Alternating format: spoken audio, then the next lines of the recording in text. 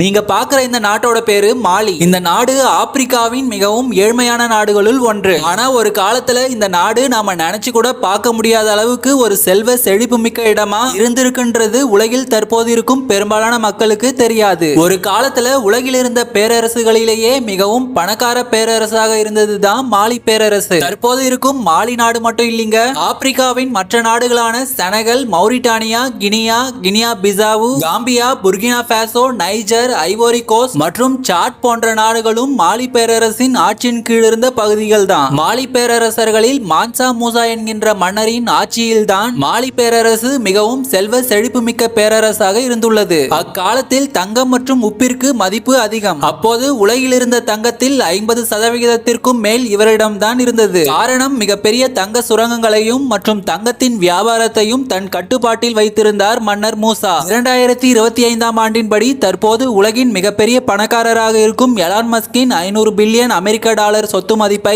ஒருவர் 13ஆம் நூற்றாண்டிலேயே வைத்திருந்தார் என்றால் அவர் எவ்வளவு பெரிய பணக்கார அரசனாக இருந்திருப்பார் என்று சிந்தித்து பாருங்கள்.